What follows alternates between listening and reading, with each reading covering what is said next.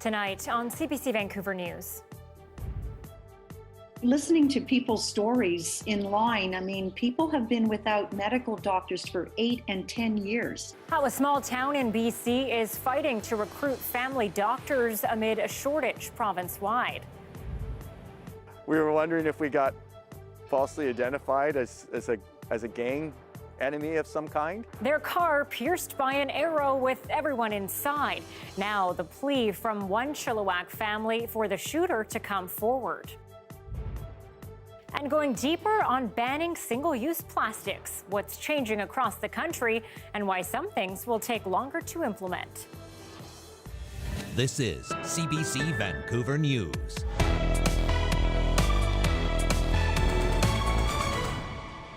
Good evening and thanks for joining us. I'm Anita Bathe. It's a problem right across our province, a highly competitive market to attract the few doctors who practice family medicine. The problem is particularly pronounced in small communities. But as the CBC's Balpuri reports, some towns are getting creative in order to recruit and retain physicians. Yes, we'd love to meet with you. When doctors are in high demand and short supply, the answer is always yes. I'm just setting up a site visit with one of the physicians and just would like to make an appointment with the mayor so that they can meet. Recruiting physicians to Creston is a full-time job created by the town council in 2006. Since 2011, I can tell you that I have recruited 16 permanent physicians to Creston. There's the charm of the town, but also the appeal of doing more than family medicine. We want to do cesareans, we want to do anesthesia, deliver babies, everything. So Creston was one of the towns where we could do complete longitudinal family medicine. Every family doctor in Creston rotates through shifts to keep the local emergency room open 24/7. Last summer, I was doing about 8 to 10 shifts of 8-hour shifts a month. That was pretty substantial in terms of impacting how I would practice. In April, one clinic put out a call for patients. 150 spots were up for grabs. Come on, let's go. But those in need of a doctor say the lineup was around the block and hours long. When I saw the lineup, I'm like, this is like being in a third world country, for heaven's sakes. How can it be this way? It was crazy. It was absolutely crazy. Lorraine Donald and her husband were fortunate to get 2 spots. Their neighbors weren't so lucky. We stood there, just slowly moving up in the line for about probably an hour and a half maybe, and then one of the nurses came out and said, sorry, we've basically reached our quota. Basically just took our name and number down and said maybe the new doctor would be accepting more patients later, but that was about it. Creston spends about $80,000 a year on selling itself to prospective recruits, and its strategy is getting attention from other communities. Maryland States now regularly gives presentations on how to attract doctors to town. We are fishing in the same pond, but we're not fishing for the same fish. So indeed, we're working alongside one another. Creston is still short at least 2.5 physicians. Hundreds of residents still have no doctor. The newest recruit is scheduled to arrive next month. Balpuri, CBC News, Vancouver. And here in Vancouver now, some concern after several violent and seemingly random attacks over the weekend. In several cases, knives and bear spray were used. Dan Burrett joins us with more. And Dan, quite a few people hurt. Yes, thankfully all the victims are expected to survive, but still scary. The VPD says around 7 last night, an officer found 2 people who were attacked with a machete near the Empress Hotel at Main and Hastings as they loaded luggage into a taxi. They're expected to be okay. Police are looking for a heavy-set man in his 40s wearing a gray T-shirt, a blue raincoat, and holding an umbrella.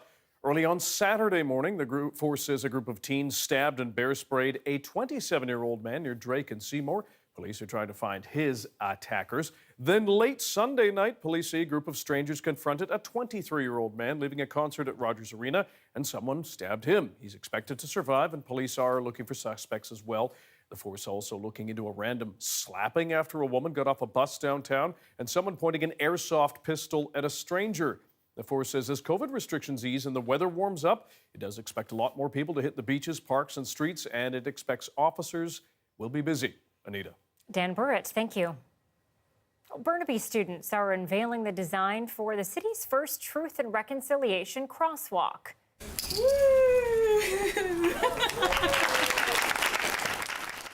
Students at École Westridge Elementary were inspired by the call to actions from the Truth and Reconciliation Commission, specifically call number 82, which calls for highly visible monuments to residential schools. Now the crossing at Union Street will feature a design from Athena Pika, a Salish artist from the Kwantlen First Nation. That it just started off with a small idea with a group of 4 students, and now we have we have the city involved. We had our entire class involved, and now it's going to be painted in the next couple weeks. It's a great feeling, a lot of pride, and being able to tell everyone that we started something this big. The project received a $750 grant from the National Center for Truth and Reconciliation and $20,000 from the city of Burnaby. The crosswalk painting will be finished in the next few weeks. Well, family in Chilliwack is shaken up after a rogue arrow hit their car over the weekend. Police are still trying to figure out who fired it, and as Leanne Young reports, the driver is asking the shooter to come forward. Wes DeLong and his family were driving home from church on Sunday in Abbotsford when something hit their car. We didn't know what it was. It wasn't a rock. And within a few seconds, I thought maybe someone shot at us. He pulled over, got out, and was shocked to find this hole in his door frame, just inches from his head. We were wondering if we got falsely identified as a gang enemy of some kind. And maybe we got shot at by mistake or something like that. He called 911. Abbotsford police first told him they thought it was a .22 caliber bullet hole, but after canvassing the scene, officers found a 2-foot-long arrow. Yeah, I was just kind of a little bit concerned, obviously, at first. So, and obviously angry, because I'm like, why would someone do that? Police say they've gone door to door in a 2-block radius to investigate and are looking for security camera footage. This archery expert says the shape of the hole suggests the arrowhead was a bodkin, historically used in the Middle Ages for hunting. So this type of square shape is just not commonly found? It's just, yeah, that's not common modernly. No, this is what you find modern arrowheads look like. Or flat ones, 2-dimensional ones. Or rounder tips like on practice arrowheads. She says bodkins are usually found in historical recreations, but their dangers are very real. It's only about 6 to 8 inches above where the driver's head would have been, and with the amount of force needed to actually punch through the metal there of the vehicle, it would have gone through the glass no problem. The city of Abbotsford's bylaws prohibit firing bows where DeLong's car was hit.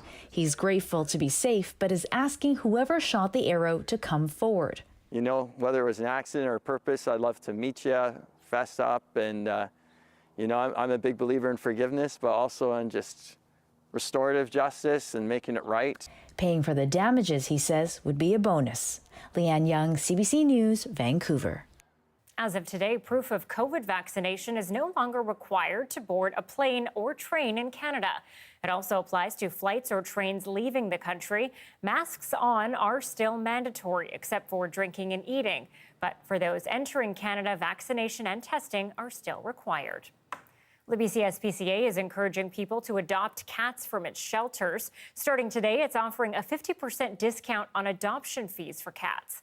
The agency says it needs to free up space at its locations. The shelters are overwhelmed after the rescue of dozens of felines. Earlier this month, 120 cats and kittens were taken from a property in northern BC.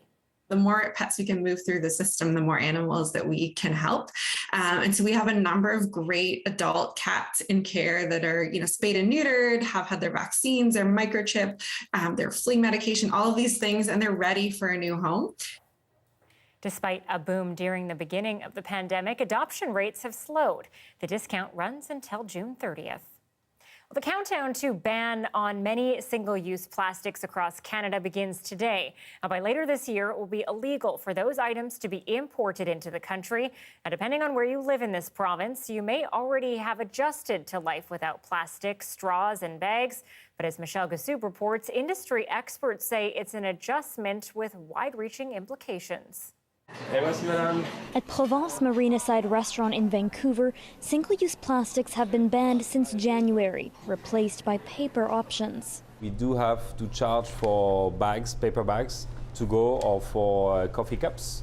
If somebody wants a coffee to go, the price of the coffee plus the 25 cents. It's a transition now coming for the rest of Canada. The federal ban on single-use plastics will include bags and takeout boxes, as well as straws, cutlery, stir sticks, and those six-pack rings that hold cans and bottles. Some of the sustainable replacements are less than perfect. If you've ever used a paper straw, you know I'm going to need to drink this iced coffee pretty fast before it turns to mush. It's a small inconvenience, but experts say we're going to need sustainable alternatives if the public is going to get on board. Giving consumers the right, the high quality, user-friendly, sustainable options is key, because you don't want the public to go back and then say, no, look at the alternatives you give us. They are not working. A ban on importing and manufacturing the items comes into place in December. In 2023, it will be illegal to sell them, and by 2025, illegal to export them, meaning solutions need to come fast. Use bamboo. Oh my God, bamboo is such a strong material that biodegrades. And I just, I've used several bamboo materials like straws, cups, containers, and they're fabulous. For those who have already made the transition, they hope most consumers and other businesses will be on board.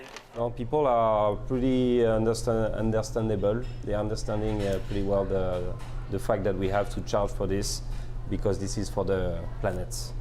A small change in behavior, the feds say will keep 1.3 million tons of plastic waste out of the ocean.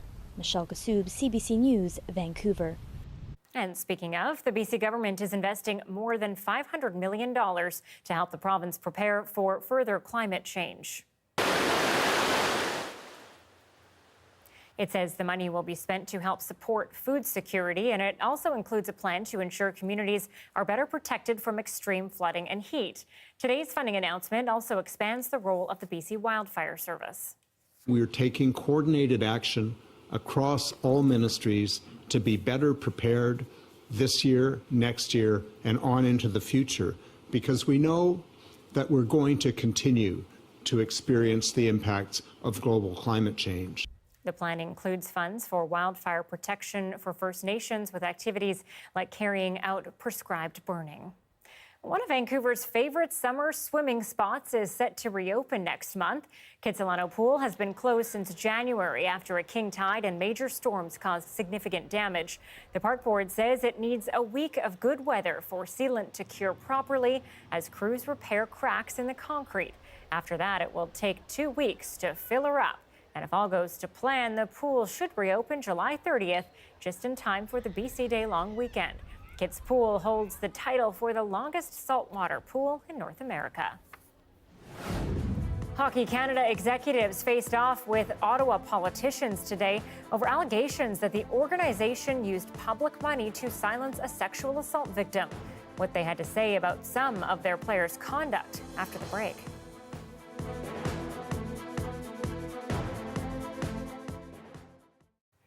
Thanks for staying with us during our commercial-free live stream. Well, today marks World Refugee Day, and many have arrived in Canada over the past few years.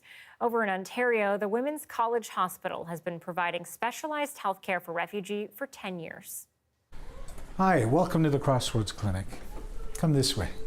When we opened here at Women's College Hospital, it was the first clinic in the city that exclusively sees refugees and refugee claimants. For over 10 years, Dr. Rashid and his team have been providing healthcare supports, from pregnancy care to management of chronic illnesses. The clinic has seen over 5,000 refugees, and those new patients have come in waves. We saw a number of the Syrian refugees that arrived. We've seen a number of people from places like Ethiopia, Eritrea, Nigeria, Afghanistan, Iraq. Of course, now we're dealing with a large group of Afghans that have been coming to Canada since the takeover of by the Taliban last year, and now, of course, the Ukrainians. Many, through their journeys here, have been exposed to high rates of infectious diseases. We also see a lot of people who come from places in the world where they've never had primary care. Care isn't always delivered in a hospital setting. When we started to see Afghans arrive here, they were all coming through a hotel that they would stay at for their first few weeks or months here.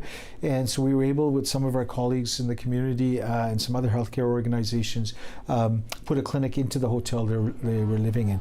And the ultimate goal of the clinic is to provide that safe space. I've felt it from the way the patients interact with the services here. They feel very grateful. Medical student Miriam Issa's parents came to Canada as refugees. She's seen how a clinic like this helps people in transition. And even if a service is not offered at this clinic specifically, there are a lot of services that other individuals know about that they can connect them with.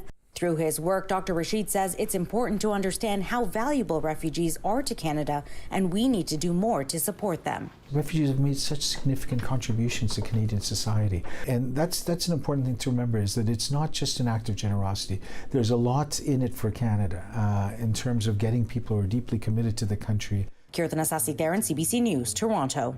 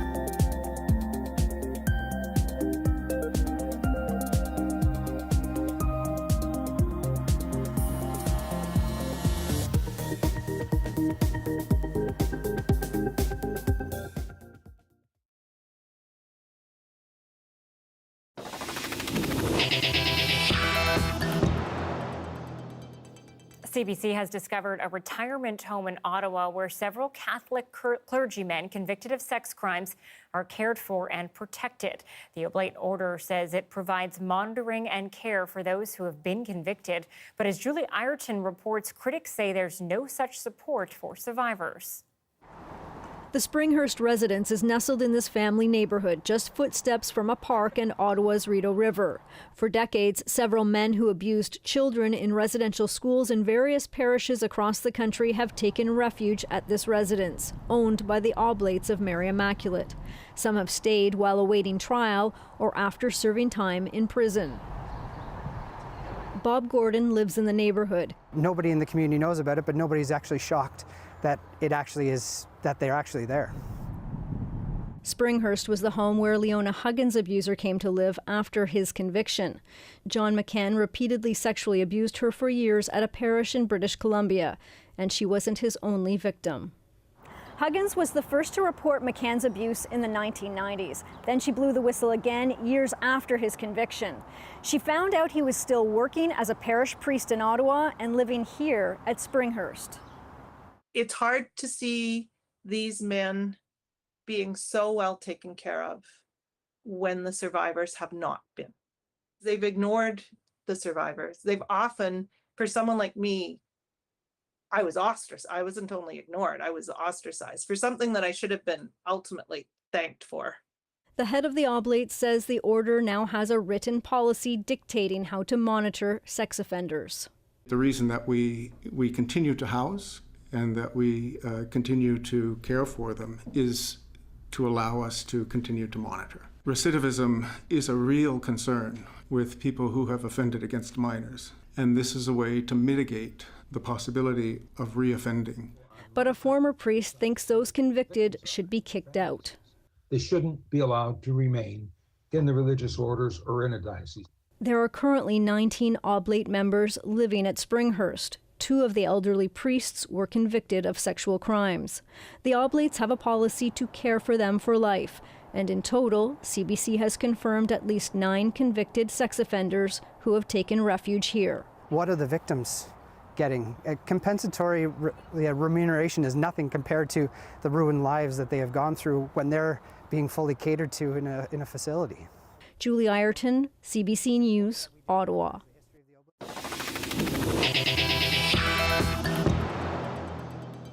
And executives of Hockey Canada facing a grilling in Parliament today. Jonathan Gatehouse tells us the issue revolves around whether taxpayer cash was used to settle a lawsuit involving a woman who alleges she was sexually assaulted by 8 junior hockey players. A representative of Hockey Canada had conversations with... It began not with an apology, but a promise to do better. Hockey Canada is on a journey to change the culture of our sport and to make it safer and more inclusive. Hockey Canada's senior leadership dragged onto the Parliament Hill carpet to explain how and why they settled a $3.5 million lawsuit brought by a woman who was allegedly assaulted by a group of unnamed junior hockey players in 2018, following a London, Ontario gala. To this day, you don't know how many players... The questions from MPs got pointed, including when executives suggested few players cooperated with the police or an independent outside investigation into the allegations. My goodness, so the vast majority of the players did not participate or did not cooperate with the investigation? I can't answer that. I apologize. I don't know for sure, but I can tell you that because of the incomplete report, there is not much more that we have to offer in terms of information along those lines. A public humiliation for an organization that usually thrives on national pride. CBC News has reported Hockey Canada received $14 million from Ottawa over the past 2 fiscal years, emergency COVID relief and funds to support the men and women's national teams. I do. But today, executives said none of that money was used to settle the unnamed woman's lawsuit, that the money instead came out of the nonprofit's $125 million worth of stocks and bonds. We liquidated a portion of our investments to pay for the settlement, and that is kept in a separate account from what our government funding would be, our business development and sponsorship funding, our ticket revenues, merchandising, etc. Hockey Canada remains one of the country's richest sporting bodies, although Sports Minister Pascal Saint-Onge put the organization on notice. So we will totally review the funding agreements, the contribution agreements. We will have checks and balances to ensure accountability. That's the CBC's Jonathan Gatehouse reporting from Ottawa for us tonight.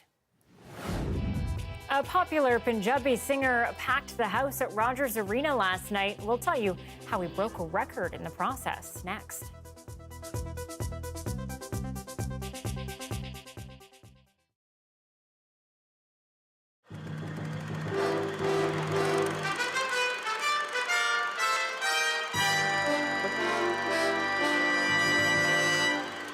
All systems are go for the International Space Station. That's the word from NASA officials who held a news conference in British Columbia today. Building the station is the next big challenge, and as Ian Hannah-Mansing reports, Canada's contribution will be very hands-on. It may not have been spectacular, a news conference in a suburban office, but the topic certainly was. The International Space Station is the largest and most significant international science and technology effort ever undertaken by mankind. By the year 2002, the space station is scheduled to become an orbiting laboratory, continuously staffed by astronauts from around the world. But there's been a problem. A funding shortfall by one of the partners, Russia, delayed the launch of the first component. It was scheduled for this month. Today, the project manager announced the Russians are back on track. Liftoff is scheduled for November. The leading edge news is we're going to fly this year. This is the year of the International Space Station. Brinkley came to the Vancouver suburb of Richmond for meetings with Canadian space officials. 15 countries are helping build the station, from living quarters to docking bays. The Canadian contribution is a robotic arm and hand, the next generation of the so-called Canadarm that's flown on 50 space shuttle missions. The new arm will help build the station in space, piece by piece. In terms of size, it's just 3% of the entire space station. But the people in charge say its importance to the project is far greater. It would be impossible for us to construct the International Space Station without the Canadian robotic capability. Frank Ogden, who studies the future of science and technology, is excited Canada is on board. Going on 200 years ago, the Coureurs de Bois, the Runners of the Woods, opened up Canada. I think that the Canadian participation in this is going to do the same thing for us in space. Ogden says it will keep Canada on the edge of technology, and he hopes it will inspire people to think about scientific achievement. All they'll have to do is look up.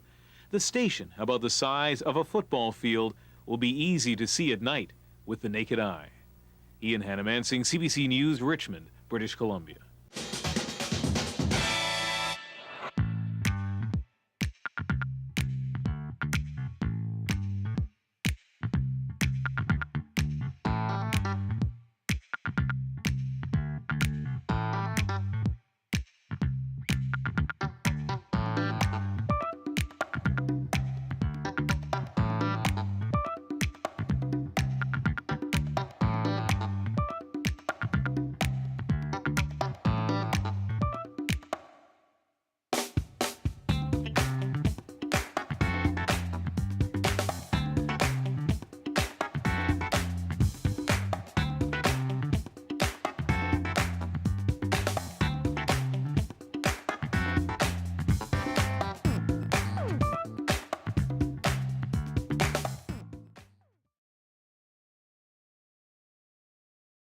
In the year 2050, how will BC look?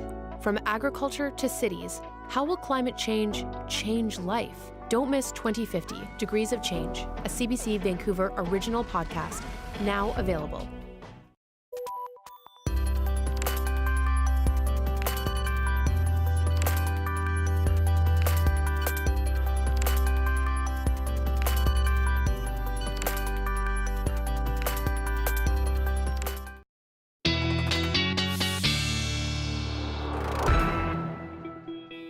Johanna is away this week. Amy Bell joins us, and Amy, you know, Joe goes, and you come in with the good news. Yes, finally. Usually she goes, and I have to tell everybody it's raining for a week, so this will balance it out. Yes, it definitely is time for a change. Summer kicks off officially tomorrow at 2:13 a.m. That's the summer solstice. So today, the last day of spring, and it was pretty representative of what we've seen all spring. Unsettled, lots of cloud cover, threat of showers, and cooler than average temperatures. So I think everybody is ready for things to definitely get brighter and warmer, and that is going to happen as we head through the week. Will be a gradual change. We're actually hoping to see a bit of sunshine late this afternoon, and it really tried, but that cloud cover was just a bit too thick, and the air was very stagnant, so we just couldn't get it moving off the coast. We saw very unsettled weather for areas such as the eastern Kootenays. We saw thunderstorms there, and there's still a risk of that tonight.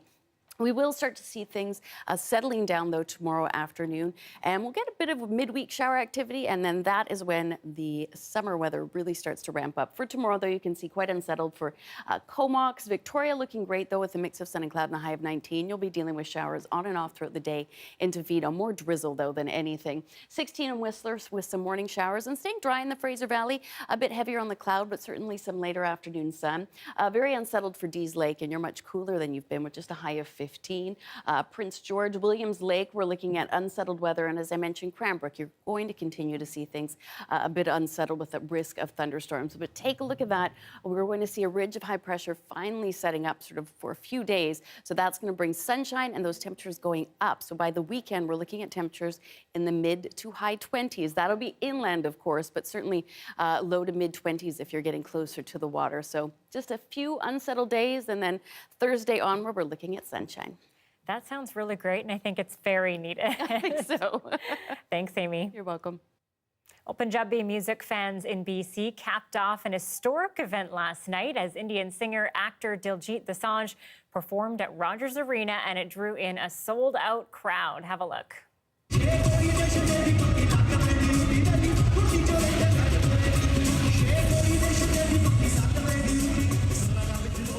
That's Dosanjh performing his hip-hop fusion hit Chauffeur. Rogers Arena has a capacity of 18,000 people, and this made Dosanjh the first Punjabi artist to sell out the venue. He's been a staple in the Punjabi entertainment industry for almost 2 decades, winning many awards for his work in music, television, and cinema. And he's not without connections to BC. His 2021 box office smashing film Honsla Rakh was filmed in Surrey. Yeah, personally, my social media is full of Diljit Dosanjh videos today after last night's concert. It seems like everybody was there. Massive crowd. Awesome. All right, that is it for CBC News tonight. Thank you so much for being with us. Have a wonderful evening.